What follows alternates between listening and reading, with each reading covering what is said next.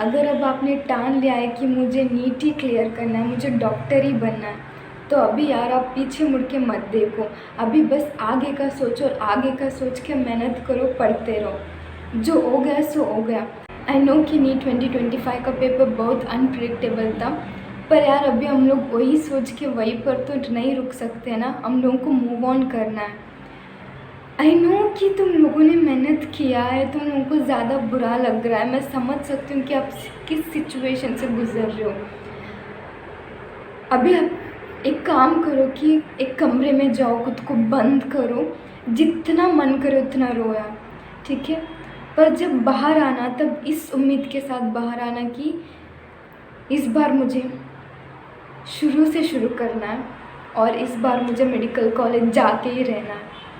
एक नए जोश के साथ, एक नई उम्मीद लेके बाहर आओ और इस बार करते हैं यार, ठीक है। इस बार डबल मेहनत करते हैं, देखते हैं कि कैसे हमारा सिलेक्शन रुकेगा इस बार। Hello guys, welcome back to my YouTube channel. This is Vaishnavi, हर फर्स्ट प्रोफेशनल MBBS स्टूडेंट। तो आज इस वीडियो में मैं आपको एकीन बैच के बारे में बताना चाह रही हूँ कि एकीन बैच में क्या क्या फ़ीचर्स है और आपको कैसे उसको यूटिलाइज़ करके अपने मेडिकल कॉलेज में चले जाना है। तो बेसिकली हम लोग बात करते हैं कि डेली बैच में आपको 2 घंटे के 3 लेक्चर्स आते हैं, ठीक है। तो मान के चलो कि 9 घंटा और 1 आवर आप नोट्स बनाने के लिए ले लो एंड 2 घंटा आपको रिवाइज़ करना है। जो भी उस दिन सर्स ने पढ़ाया होगा, टीचर्स ने पढ़ाया होगा, वही आपको सेम चीज़ नोट्स से रिवाइज़ करना है, जो भी आपने नोट्स बनवाया होगा उससे। एंड 2 घंटा DPP के लिए ले लो। एक घंटा तो आराम से फिज़िक्स के लिए ले लेगा, ठीक है।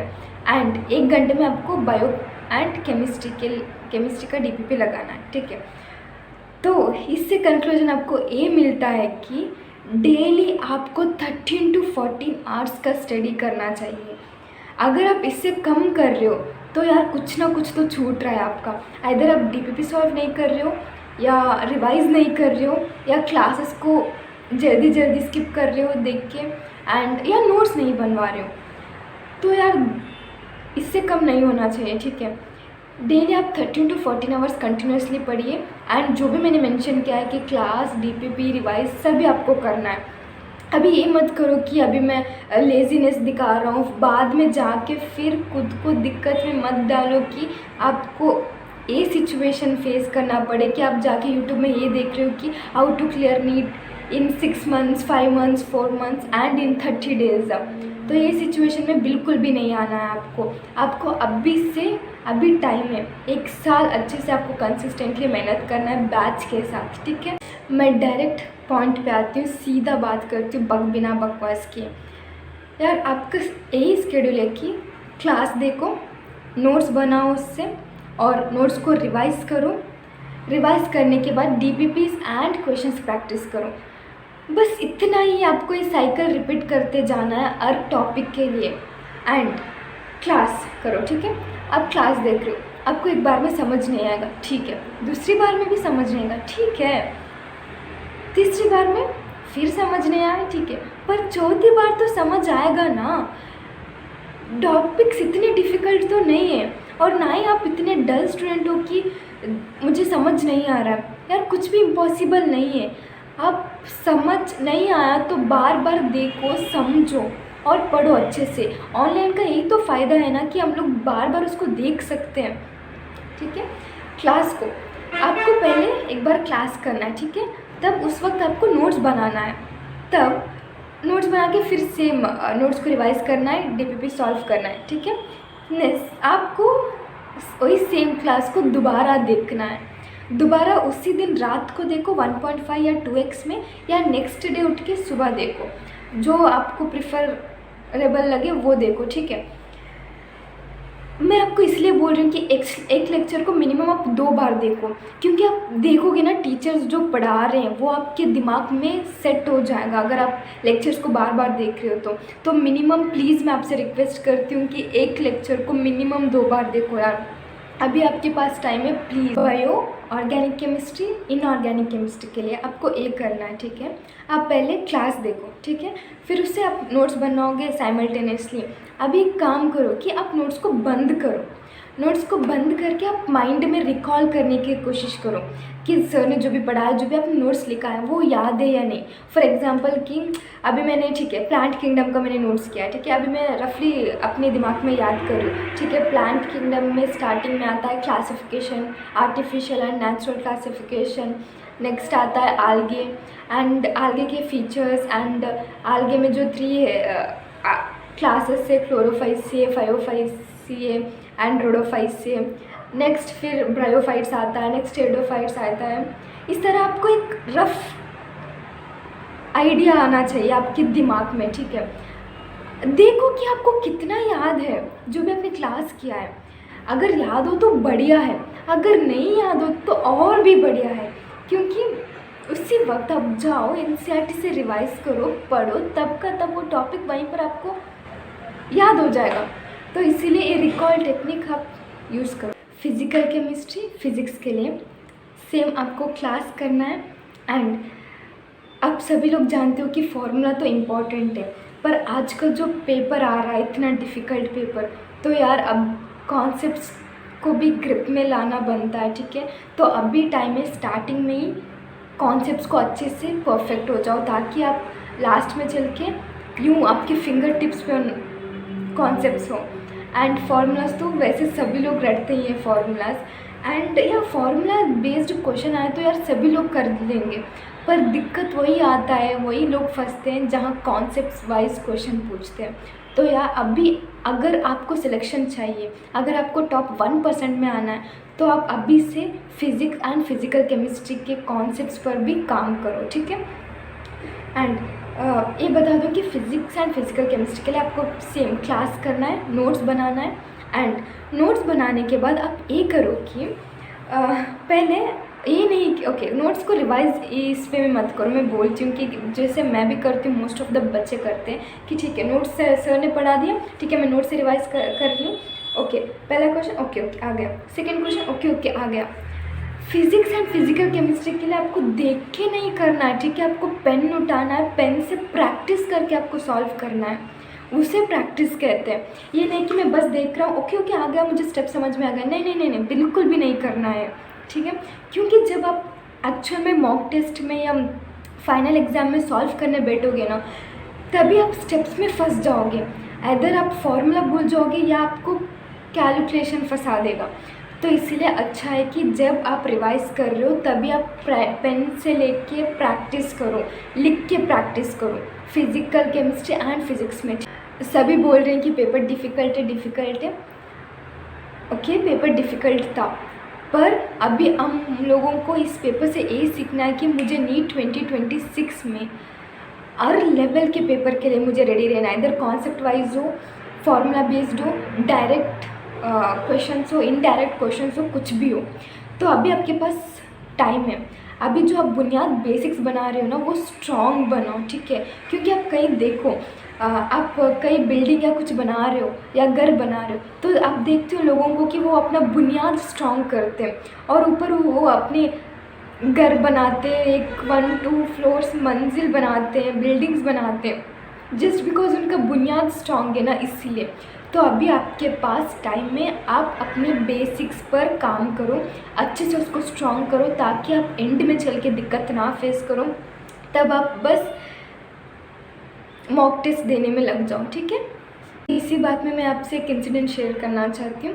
मेरा भाई वो अभी 12th में है and is preparing for the NEET 2026। वो उसका भी फर्स्ट अटैम्प्ट रहने वाला है, ठीक है। एंड उसने मुझसे कहा था कि दी मुझे 11th में अर्जुना बैच दिलवा दो एंड 12th में लक्ष्य बैच दिलवा दो, तो मैंने उसको दिलवा दिया। जब हम लोग बैच खरीद रहे थे तभी वो देख रहा था कि इन्फिनिटी में इतने सारे अपॉर्चुनिटीज़ है एंड नॉर्मल में बस नॉर्मल है, DPPs, क्लासेस, वीडियो लेक्चर्स, बस यही है। तो वो ये सोच रहा था इन्फिनिटी का देखे कि दी मुझे चाहिए, इसमें ज़्यादा कंटेंट प्रोवाइड कर रहे हैं। तो यार जो आप बैच खरीदने जाओगे तभी आपको ज़्यादा कंटेंट दिखेगा, क्योंकि आप वो लोगों ने इतना परफेक्ट बनाया, बैच को इतना परफेक्ट बनाया कि ज़्यादा कंटेंट वो प्रोवाइड करेंगे। एंड ट्रस्ट में जो भी वो कंटेंट प्रोवाइड कर रहे हैं बैच में, वो मोर देन इनफ है नीट क्रैक करने के लिए। वो सच में मोर देन इनफ है आपको नीट क्रैक करवाने के लिए।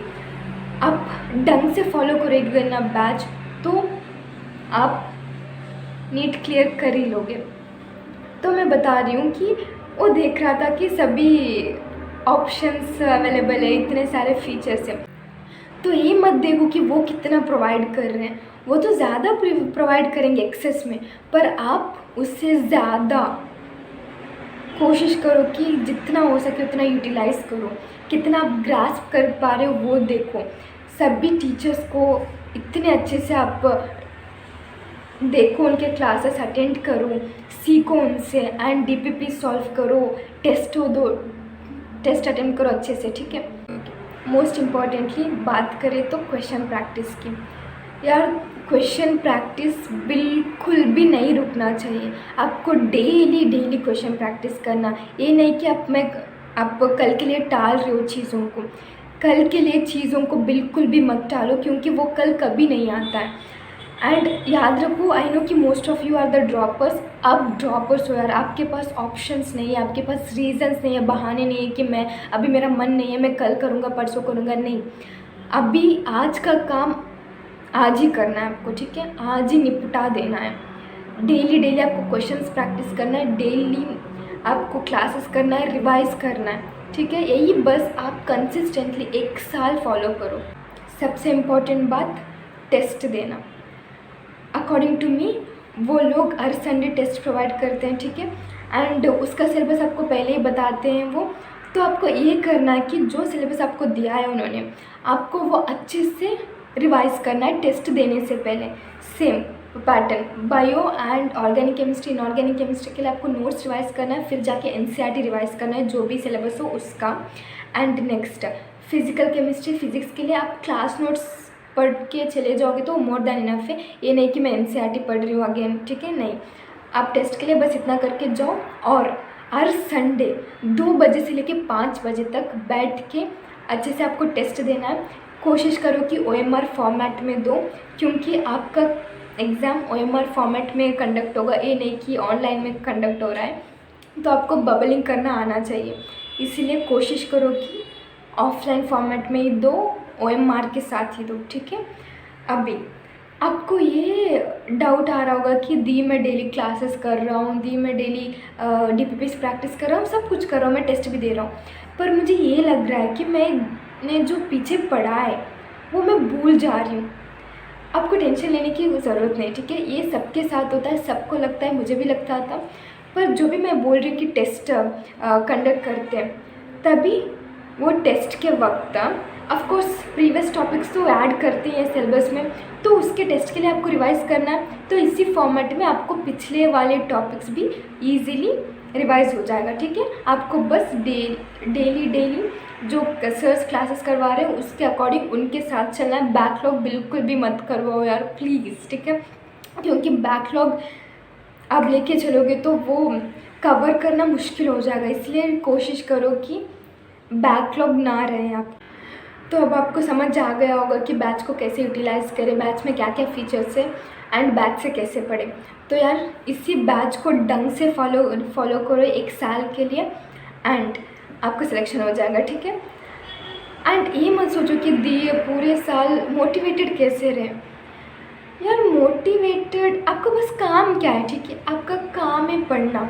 आपको ये नहीं है ना कि बाहर जाना है, कमा के लाना है, घर में देना है, नहीं, आपको बस अच्छे से खा पी कर एक कमरे में बैठ के, एक कोने में बैठ के अपना पढ़ाई करना है। बस 1 साल के लिए पढ़ लो यार, बस 1 साल के लिए, ठीक है। उसके बाद आप मेडिकल कॉलेज में जाओगे, वहाँ सभी मौज मस्ती कर लेना, ठीक है। बस अभी 1 साल डेडिकेटेडली पढ़ लो। एक गलती तो बिल्कुल भी मत करना जो मोस्ट ऑफ द बच्चे करते हैं, ठीक है। वो लोग ये करते हैं कि मैं एक टॉपिक इस टीचर से पढ़ रही हूँ, दूसरे टॉपिक उस टीचर से पढ़ रही हूँ, या 1 महीना मैंने इस टीचर से पढ़ लिया, दूसरा महीना मैं उस टीचर पे शिफ्ट हो गई हूँ। बिल्कुल भी आप ये वर्कआउट नहीं होगा यार, ये बिल्कुल भी मत करो, ठीक है।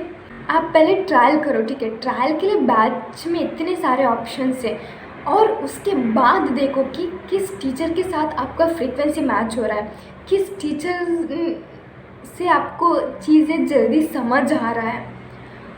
तो ये देखो, उसके बाद उस टीचर को पकड़ो 1 साल तक, और उन्हीं से जो भी वो डीपीपी सॉल्व करवा रहे हैं, जो भी वो ट्रिक्स बता रहे हैं, जो भी वो कोई नोट्स बनवा रहे हैं, जो भी वो करवा रहे हैं, उसको कंसिस्टेंटली शिद्दत के साथ फॉलो करो, ठीक है। तो या मैं कुछ ऐसे टीचर्स को जानती हूँ जो प्लेटफॉर्म में फ़ेमस है। ऑफकोर्स सभी लोग फेमस है, पर या जो टीचर से मैंने पढ़ा है, मैं आपको वही उन्हीं का नाम बोलती हूँ। आई होप तुम लोग भी जानते होंगे इस टीचर्स को। एंड फिज़िक्स के लिए MR sir, Salim sir, physical chemistry के लिए Amit Mahajan sir, Sudhanshu sir, organic chemistry के लिए यार Pankaj sir is the best, ठीक। क्योंकि मैं बता रही हूँ आपको, जब एज यू गाइज नो कि मेरा इतना ड्रॉप रह चुका है, लास्ट ड्रॉप में मैं क्लासेस नहीं कर रही थी, मैं जस्ट अपने से पढ़ रही थी, सेल्फ स्टडी कर रही थी। पर जब मैं लास्ट में आई एग्ज़ाम के प्रीवियस मंथ में, तभी मैं देख रही हूँ कि मॉक टेस्ट देख के एनालिसिस कर रही हूँ, तो मुझे पता चल रहा है कि मेरा ऑर्गेनिक केमिस्ट्री वीक है। तभी मैं क्या करती, तभी वो फेज़ में जब सभी लोग रिवाइज कर रहे हैं, मॉक टेस्ट दे रहे हैं, तभी जाके मैं पंकज सर का ऑर्गेनिक केमिस्ट्री का वीडियोस डाउनलोड करके वीडियोस देख रही हूँ। और वो भी मैं ये नहीं करती थी कि एक बार में देख के मैं डिलीट कर दिया, नहीं, मैं बस उसको एक बार देखती थी। नोट्स कुछ बनाना हो तो उस वक्त तो मैं नोट्स नहीं बनाती थी, क्योंकि वो लास्ट टाइम था इसीलिए। एंड फिर मैं उसको दोबारा रिपीटेडली 1.5x या 2x में मैं देखती थी, तब जाके मैं उस वीडियो को डिलीट करती। तो मिनिमम मैंने लास्ट महीने में पंकज सर के एक वीडियो को मैंने 2 बार देखा। अभी तो आपके पास इतना टाइम है यार, आप तो आराम से कर सकते हो। तो या ऑर्गेनिक केमिस्ट्री के लिए Pankaj sir, and inorganic chemistry के लिए मोहित सर, ज़ूलॉजी के लिए समाप्ति ma'am, Akanksha ma'am, and botany के लिए Vipin sir and Rupesh sir.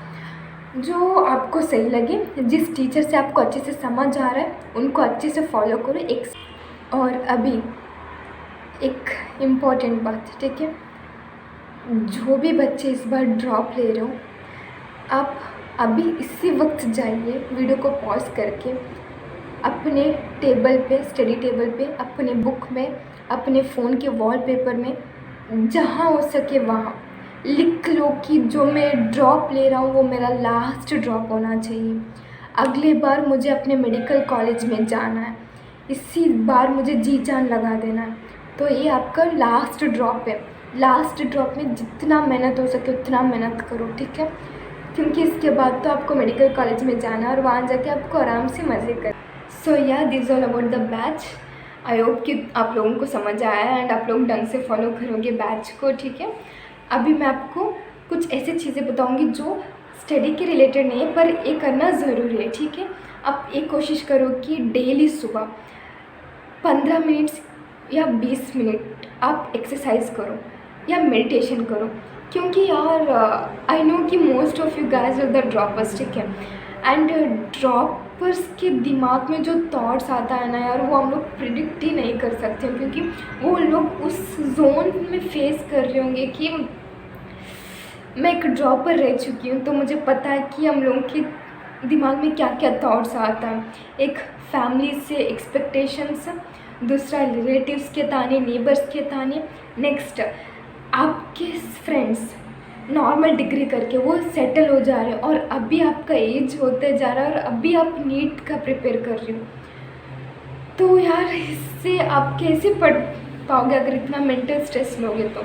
इसीलिए मैं आपको सजेस्ट कर रही हूँ कि आप डेली मेडिटेशन करो, अपने दिमाग को स्टेबल करो, ठीक है, शांत करो और बस अच्छे से पढ़ते रहो। नेक्स्ट, जो भी आप सोशल मीडिया यूज़ करते हो उसको बिल्कुल भी बंद करना चाहिए 1 साल के लिए, ठीक है।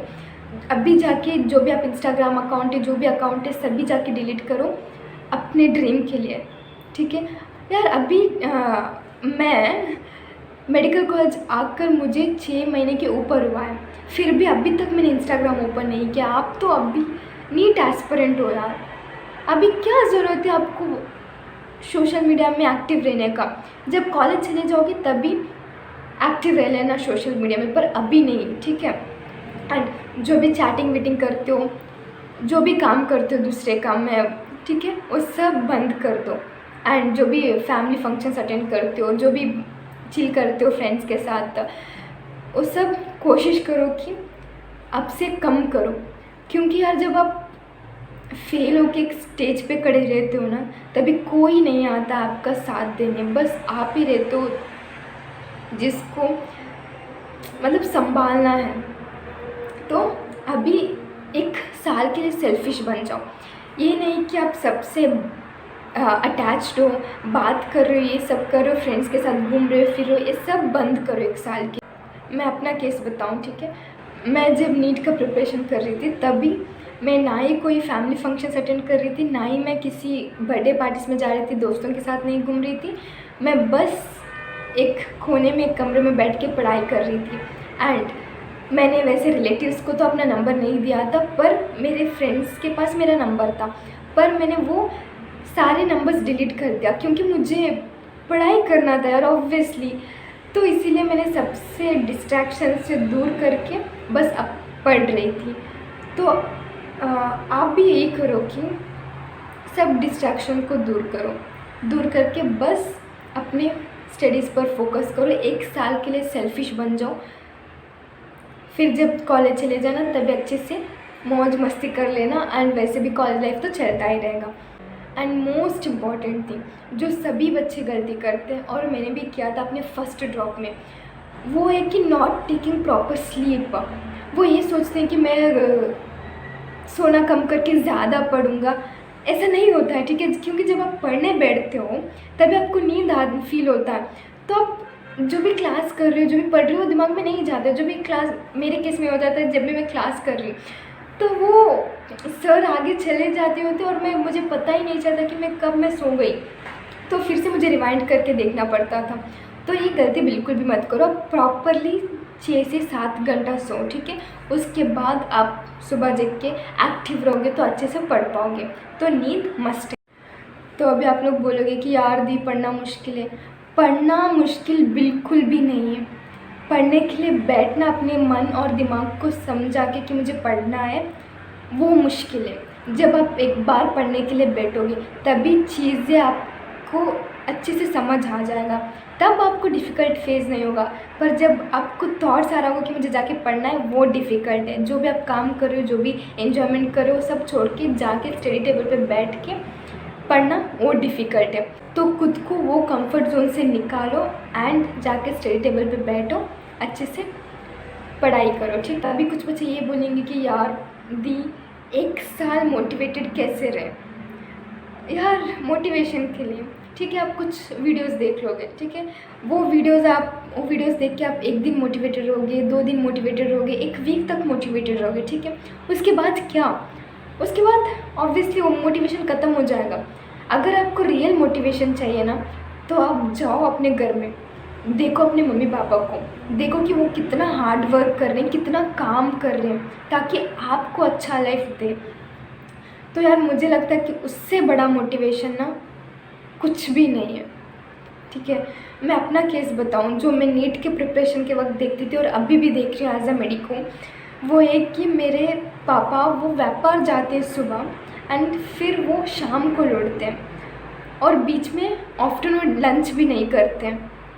और ना ही उनके पास ये ऑप्शन है कि आज मेरा मन नहीं, आज मेरा तबीयत ख़राब है तो मैं नहीं जाऊंगा, क्योंकि वो नहीं जाएंगे तो घर पे सब रुक जाएगा। जैसे हम लोग बहाना देते हैं ना कि यार आज पढ़ने का मन नहीं है, मैं नहीं पढ़ूंगा, मैं कल से पढ़ूंगा, तो मेरा तबीयत ख़राब है, मैं नहीं अच्छे से कॉन्सेंट्रेट कर पा रहा हूँ, या मुझे उससे लड़ाई हो गया, इससे लड़ाई हो गया, जो भी आप लोग बहाने देते हो, वो सभी यार बहाने नहीं है, ठीक है।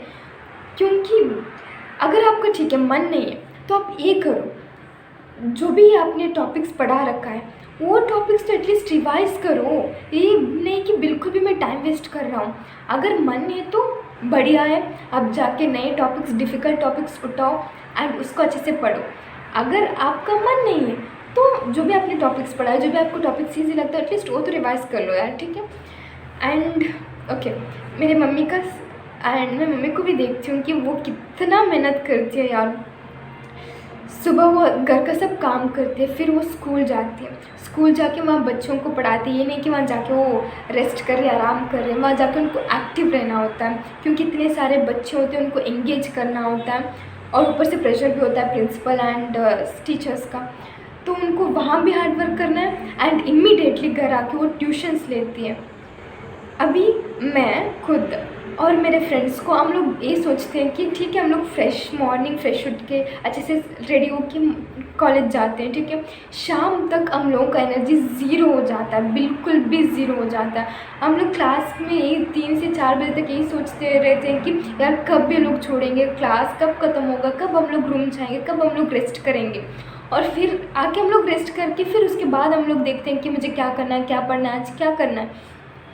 पर उनके पास वो ऑप्शन नहीं है क्योंकि इमिडिएटली वो स्कूल से आते हैं, बच्चे आके बैठे होते हैं घर पे और उनको इमिडिएटली स्विच होके उनको टीच करना है क्योंकि तभी ना वो लोग ट्यूशन के पैसे देंगे और उससे वो अपना घर संभाल सकती है। तो मुझे लगता है यार जो भी मैं कर रही हूँ ना, जो भी मैं हार्डवर्क कर रही हूँ, कुछ भी कर रही हूँ, वो कम है उनके लिए क्योंकि जितना वो कर रहे हैं उस एज में, मैं इस एज में शायद नहीं कर रही हूँ। तो वो उससे ज़्यादा मोटिवेशन कुछ नहीं है यार मेरे लिए।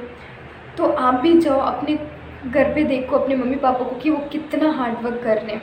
उससे बड़ा मोटिवेशन आपको ना ही व्हाट्सएप में मिलेगा, इंस्टाग्राम में मिलेगा, ना ही किसी सोशल मीडिया पे आपको मिलेगा। वही आपके लिए सबसे बड़ा मोटिवेशन है, ठीक है। सो या this all about today's video. अगर आपको वीडियो अच्छा लगे एंड आपको लगे कि मैं इसी तरह आपको पूरे साल गाइड करते रहूँ तो प्लीज़ यार लाइक करो, सब्सक्राइब करो एंड शेयर करो इस वीडियो को अपने दोस्तों के साथ ताकि वो भी देखें एंड वो भी पढ़े। एंड प्लीज़ सब्सक्राइब करना, ठीक है, भूल मत जाना क्योंकि यार वीडियो बनाना, लॉन्ग वीडियोस बनाना बहुत मुश्किल टास्क है, ठीक है, क्योंकि हम लोग को पहले स्क्रिप्ट लिखना पड़ता है, उसको शूट एडिट करना होता है एंड उसके बाद फाइनली आप लोगों के सामने आता है वो। तो आप को जो आप देख रहे हो उससे उसके पीछे बहुत ज़्यादा मेहनत लगता है and managing this with my MBBS degree is not a easy task. तो प्लीज़ आप लोग सब्सक्राइब कीजिए। आपका एक सब्सक्राइब करना, एक लाइक करना मेरे लिए बड़ी बात होती है, ठीक है। मैं भी मोटिवेटेड रहती हूँ कि मैं भी बच्चों के लिए वीडियोस बनाऊँ। तो या अगर आपको कुछ डाउट्स हो तो प्लीज़ कमेंट सेक्शन में मुझे कमेंट करके बताइए एंड मैं फिर नेक्स्ट अच्छे वीडियोस के साथ, अच्छे स्ट्रैटेजीज़ के साथ, अच्छे प्लान के साथ आपसे मिलूँगी। तब तक आप अच्छे से पढ़ते रहिए। Happy learning, take care of your self, bye.